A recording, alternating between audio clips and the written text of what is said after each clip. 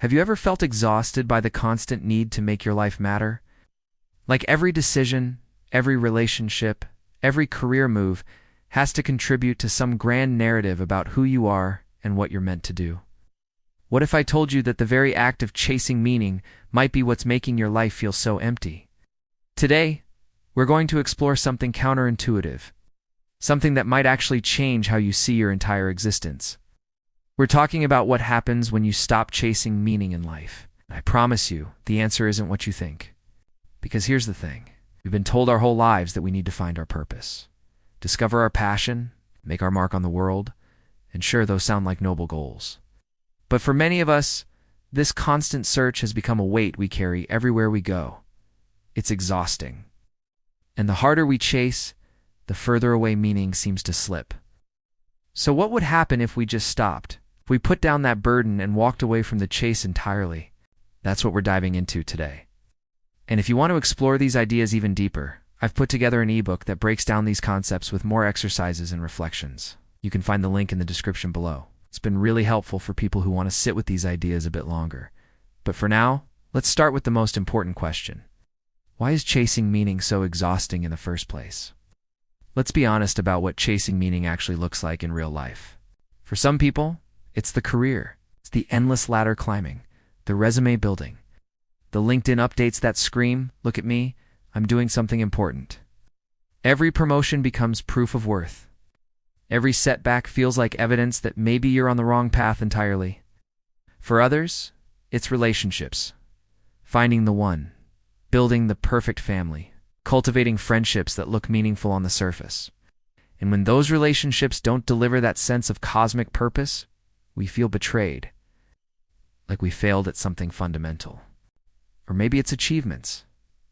Running that marathon, writing that novel, starting that business. It's checking off bucket list items like they're assignments from the universe.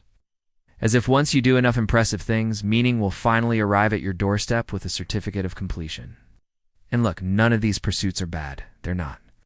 But here's what happens when we approach them as a chase for meaning. We stop enjoying them. That career you worked so hard for starts feeling hollow because it never quite delivers the sense of purpose you were promised. Those relationships, they feel transactional. Like everyone, including you, is performing for some invisible audience. Those achievements? The high lasts maybe a week before you're looking for the next thing to fill that void. Imagine someone running on a treadmill, constantly increasing the speed, convinced that if they just run fast enough, they'll finally reach something. But the destination never gets closer. They just get more tired. That's what chasing meaning feels like. And the mental toll is real. The anxiety of not knowing if you're on the right path, the fear that you're wasting your life, the comparison with others who seem to have it all figured out, the existential dread at 3 a.m. when you wonder if any of this matters at all. It's like carrying a question mark over your head everywhere you go. Am I doing enough? Am I being enough? Is this what I'm supposed to be doing? The weight of that uncertainty doesn't just tire you out. It fundamentally changes how you experience life.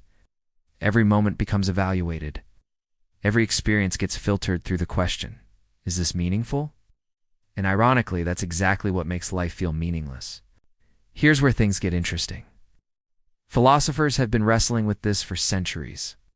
There's this strange paradox that the more directly you seek meaning, the more it seems to evade you. Viktor Frankl, the psychiatrist who survived Nazi concentration camps, wrote about this in his book, Man's Search for Meaning. He observed that happiness and fulfillment can't be pursued directly. They must ensue as the unintended side effect of living fully in the present moment. Think about that for a second. Meaning can't be chased, can only emerge.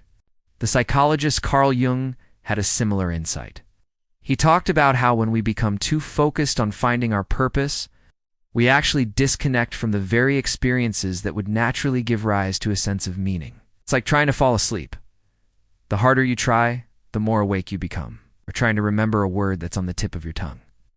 The more you focus on it, the further away it gets. Meaning works the same way. When you're constantly asking, what does this mean? Am I doing something meaningful? Is my life adding up to something significant? You're actually standing outside your life looking at it rather than living it. You become a spectator of your own existence. In that distance, that constant evaluation, is precisely what creates the feeling of emptiness.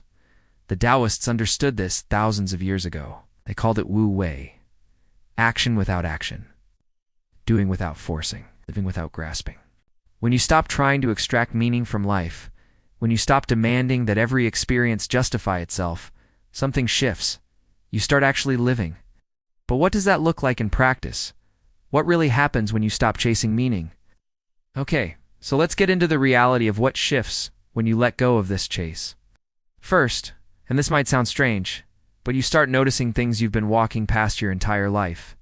The way morning light hits your coffee cup, the specific sound of rain on your window, the feeling of grass under your feet. These aren't metaphors for something deeper. They're not symbols pointing to some grander meaning. They're just what they are. And suddenly that's enough. When you're not constantly scanning for purpose, your attention becomes available for the actual texture of your life. The things that were always there but got filtered out is not meaningful enough. Second, your relationships change. Without the pressure of needing people to fulfill some cosmic purpose in your narrative, you can just enjoy them for what they are. That friend who makes you laugh but isn't going to help you discover your calling, they become more important, not less. That family member who frustrates you but shows up when it matters, you see them more clearly. You stop evaluating whether relationships are meaningful enough and start simply having relationships. Third, decisions become easier. This is a big one. When you're chasing meaning, every choice feels monumental. Because what if you pick the wrong path? What if this decision takes you further from your purpose? But when you stop chasing, decisions become more practical, more intuitive.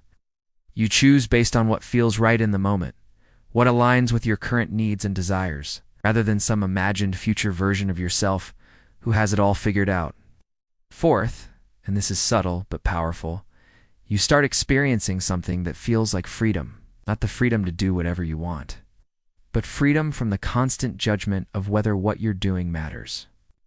Freedom from the internal prosecutor who's always building a case that your life isn't significant enough. You get to just be, without justification, without explanation, without the need to prove your existence is worthwhile. Here's what's strange. In that space, in that freedom from the chase, meaning actually starts to emerge naturally, not as something you found, but as something that was always there, waiting for you to stop looking. So what are the actual benefits of dropping this chase? What does your day-to-day life start to look like? First, joy becomes accessible again. I'm not talking about happiness or pleasure. Those are different things. I'm talking about joy. That quality of being fully present with what is, without needing it to be more than it is. Imagine eating a meal and actually tasting it, not thinking about what it means for your health goals or your identity as someone who eats well. Just tasting it. The flavors, the textures, the satisfaction of nourishment, that's joy. And it's available in almost every moment when you're not busy evaluating whether the moment is meaningful enough. Second, your relationships become more authentic. When you're not using people as stepping stones toward your purpose, when you're not constantly assessing whether they're helping you become who you're supposed to be, you can actually see them as they are. And all their complicated, contradictory, imperfect humanity, and they can see you too, not the aspirational version you're trying to become, the person you actually are right now. There's an intimacy in that, a realness that all the purpose-driven networking in the world can't manufacture. Third, clarity emerges about what actually matters to you. Not what should matter, not what meaningful people are supposed to care about, but what genuinely moves you, captures your attention. What you do, even if no one was watching and it contributed nothing to your legacy. Those things become obvious when you stop drowning them out with the noise of the chase. Fourth, and this is huge, anxiety decreases. That constant background hum of, am I doing enough? Am I on the right path? Is my life meaningful? It starts to quiet down. Not because you found the answers, but because you stopped asking the questions in that urgent, desperate way. Life becomes less of an emergency. You can breathe again. Finally, paradoxically, you might actually start doing more meaningful things. Not because you're trying to, but because when you're present, when you're connected to what's actually in front of you, natural compassion arises, natural curiosity, natural engagement with the world. The things you do start to matter, not because you've assigned them meaning, but because they emerge from genuine connection rather than desperate seeking. All right, so how do you actually do this? How do you stop chasing meaning when it's been your default mode for so long? Let me be clear. This isn't about a dramatic life change. It's not about quitting your job and moving to a mountain. It's about small shifts in how you relate to your daily experience.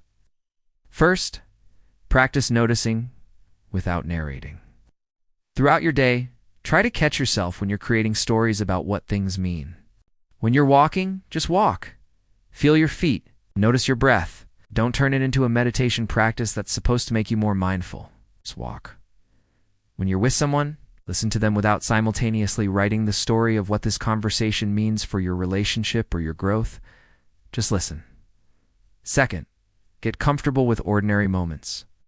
We've been trained to chase peak experiences, to collect memories that will look good in our mental highlight reel. But life is mostly ordinary moments. And those moments are where life actually happens. Washing dishes, sitting in traffic, waiting for your coffee to brew. Can you be there fully without needing those moments to be more than they are?